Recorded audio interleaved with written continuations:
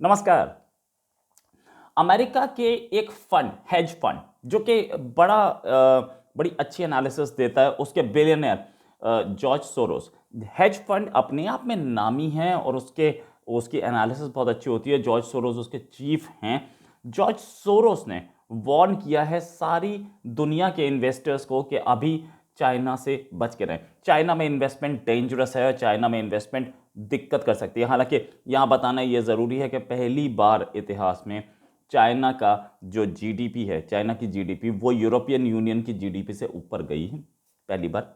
आज ही की खबर है। बट स्टिल ये बात अगर जॉर्ज सोरोस ने बोली है तो वो भी कुछ एनालिसिस लेके बैठे हैं। उन्होंने क्या बोला और क्यों बोला ये मैं आपको बताता हूँ।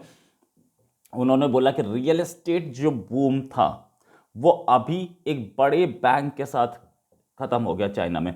और रियल एस्टेट पे चाइना की 1/3 इकोनॉमी टिकी थी, जिसके बाद चांसेस बहुत कम है कि ये झटका चाइना का रियल एस्टेट मार्केट झेल पाएगा। एवरग्रांड जो उनकी कंपनी थी, $300 बिलियन का उस पर कर्जा था। $300 बिलियन कम नहीं होते। पाकिस्तान की पूरी इकोनॉमी से बड़ी इकोनॉमी है। इनफैक्ट उसको झेलना आसान काम नहीं होगा चाइना के लिए। और इस ये चाइनीज इकोनॉमी इससे उभरेगी कब किसी को नहीं पता। सोरोस ने ये बात स्टैनफोर्ड यूनिवर्सिटी में बोली, एक लेक्चर दे स्पीच देते हुए। और ये भी बोला कि अब चाइना के प्रेसिडेंट शी जिनपिंग, उनके लिए ये कॉन्फिडेंस वापस लाना बहुत मुश्किल होगा। द रीजन बीइंग कि एक सीरीज ऑफ डिफॉल्ट से हिट की है इकोनॉमी, और ऐसे में वापस इकोनॉमी में कॉन्फिडेंस बड़ी मुश्किल से आ पाता है। मतलब कुछ कुछ उनके पास जो डिटेल्स हैं और उन्होंने जो बोला वो सच ही बोला। उनकी एनालिसिस सोरोस की बहुत मुश्किल से गलत होती है। काफ़ी एजेड हैं और उन्होंने अपनी ज़िंदगी बिता दी इस चीज़ में। साथ में सोरोस ने यह भी बोला कि जो फॉलिंग वो था, जो जो सिचुएशन थी रियल एस्टेट की, वो उसमें बहुत सारे लोगों ने अपनी जिंदगी भर की कमाई खो दी है। अब इतने सारे लोग जिन्होंने अपनी जिंदगी भर की कमाई खो दी, अब उनके पास फर्दर इन्वेस्टमेंट के लिए कुछ नहीं है। मकान भी नहीं मिला और फर्दर इन्वेस्टमेंट के लिए कुछ नहीं है। 1/3 इकोनॉमी, आप ये समझिए कि 1/3 इकोनॉमी श्रिंक हुई है। उन्होंने ये भी बोला कि हाँ, अगर एक कॉन्फिडेंस को रीएस्टैब्लिश करने के लिए जी जिनपिंग के पास टूल्स तो बहुत हैं, लेकिन उसका कैसे यूज होगा, मतलब तरीके तो बहुत हैं, लेकिन उसका यूज हो पाएगा कि नहीं और कैसे यूज हो पाएगा, इस पर पूरी वर्ल्ड को बहुत शक है। और वैसे भी अमेरिका के साथ इनके जो रिलेशंस चल रहे हैं वो बहुत खराब चल रहे हैं और ट्रेड पे बैन लग रहा है। इसलिए चाइनीज इकोनॉमी अब हमें कुछ टाइम तक बहुत फास्ट चलती नहीं दिखेगी। रियल एस्टेट का जो ये बबल था ये बर्स्ट हुआ और 1/3 इकोनॉमी सडनली डोल्ड्रम्स पे आ गई। अब जो फिगर्स चाइना की आएंगी, हो सकता है इन्फ्लेटेड फिगर्स हो कि हम 8% पे या 9% पे या 10% पे, जिस पे भी बोलें, लेकिन वर्ल्ड बैंक ने बोला 4.8% के आसपास ये राइज करेंगे। पिछले साल 8% इन्होंने बताया था। खैर व्हाटएवर जो भी ये बोले। और अभी अभी तो एक खबर और आई कि ये प्री कोविड लेवल्स पे चली गई है। चांसेस तो बहुत कम है, इतना लॉकडाउन है उसके बाद प्री कोविड लेवल्स पे कैसे गई है। ये सारे के सारी जो इन्फ्लेटेड फिगर्स चाइना से आ रही हैं, हमें लगता नहीं कि इसमें बहुत ज़्यादा सच है, लेकिन फिर भी मतलब अगर वर्ल्ड मान रही है तो मैं कौन होता हूँ, मुझे भी मानना ही पड़ेगा।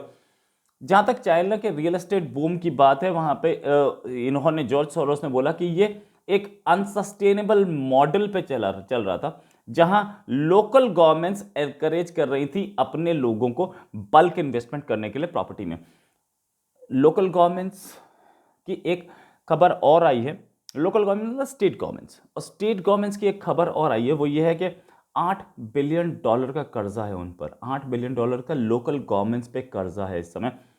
वो छुपा रहे हैं $4 बिलियन बताने, लेकिन $8 बिलियन हो सकता है। और साथ में लोकल गवर्नमेंट्स, क्योंकि सेंट्रल गवर्नमेंट बताती है कि लोगों से टैक्सेस कितने वसूल करने हैं और वो खर्चे पूरे नहीं हो पाते लोगों के, लोकल बॉडीज के, लोकल गवर्नमेंट्स के, इसलिए वो रियल एस्टेट बिल्डर्स को ये प्रॉपर्टी बेच के, जमीन बेच के पैसा कमा रहे थे। एक ये कमाई का जरिया था। अब ये प्रॉपर्टी रियल एस्टेट डूबा तो लोकल गवर्नमेंट्स कर्जे में आ गई। अब लोकल गवर्नमेंट्स जो है, इसकी वजह से मेजर नुकसान लोकल गवर्नमेंट्स का और इंडिविजुअल इन्वेस्टर्स का हुआ है, जिससे चाइनीज इकोनॉमी डगमगाई है, इसमें कोई शक नहीं है। और साथ में रीस्ट्रक्चरिंग भी नहीं हो पा रही है इन लोन्स की, जो जो रियल एस्टेट के लोन्स हैं उसकी रीस्ट्रक्चरिंग भी नहीं हो पा रही है। और बीजिंग ने अपनी सर्वेलेंस पॉलिसीज और क्रैकडाउन जो किया है प्राइवेट बिजनेसेस पे, वो भी एक सीरियस इशू है। ये सारा का सारा शी जिनपिंग के जो इलेक्शन आने वाला है ना, उसकी वजह से हो रहा है।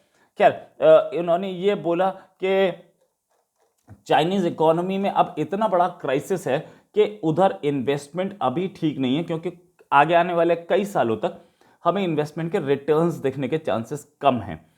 तो अगर रिटर्न्स नहीं मिलेंगे तो चाइनीज इकोनॉमी चलेगी कैसे? और दूसरी चीज, शी जिनपिंग अपने जो एक नेक्स्ट इलेक्शन की बात कर रहे हैं, वो नेक्स्ट इलेक्शन में दोबारा चाइना के प्रेसिडेंट बनना चाह रहे हैं, उसमें कई ऐसे एस्पिरेंट्स भी हैं जो कि खुद भी प्रेसिडेंट बनना चाह रहे हैं, क्योंकि शी जिनपिंग पूरी पावर अपने हाथ में रखते हैं, इसलिए अभी उसमें दिखेगा नहीं, लेकिन टसल जरूर दिखेगा चाइना की पार्टीज के, कम्युनिस्ट पार्टी के लीडर्स में और शी जिनपिंग में। और पहले भी हमें कुछ टसल्स दिखे हैं और अब आगे दिखने भी वाले हैं। इनफैक्ट डेली क्राइसिस पे क्राइसिस में शी जिनपिंग चाइना को धकेलते जा रहे हैं। आज फिर से ताइवान के ऊपर से चाइनीज प्लेन गए हैं और ये लगभग रोज जा रहे हैं।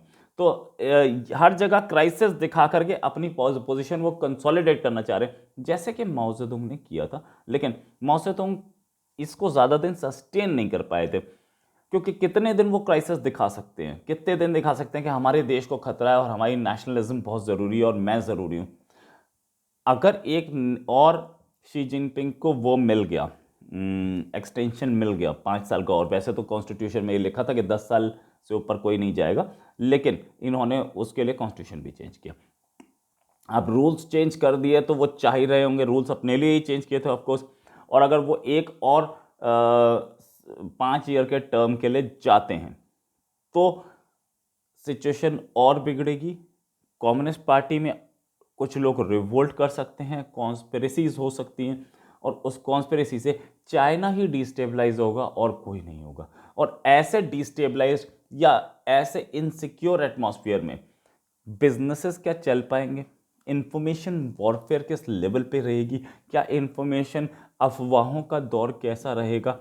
क्या प्राइवेट कंपनीज को प्रोत्साहन मिलेगा या उन पे भी क्रैकडाउन होगा? और प्राइवेट कंपनीज पे वैसे पहले ही हम लोगों को क्रैकडाउन दिख रहा है, जिस तरीके का आप कार्टून्स पे या दूसरी चीज़ों पे देख रहे हैं। तो चाइनीज़ इकोनॉमी अब आने वाले कुछ साल तक, तो अगर शी जिनपिंग छोड़ के नहीं जाते, अगर वो अपनी पोस्ट छोड़ दें और वो किसी और को बना जाएं, जैसे कि पिछले कुछ प्रेसिडेंट्स ने किया, तो सब कुछ सही है, तब तो प्रॉब्लम नहीं है। अगर उन्होंने नहीं किया ऐसा तो मैटर सीरियस होगा, और मैटर अगर सीरियस हुआ तो चाइनीज इकोनॉमी कोलैप्स कर सकती है या बुरे दिन तो जरूर देख सकती है। इसी के साथ एक और खबर के साथ फिर हाजिर होंगे। नमस्कार, जय हिंद।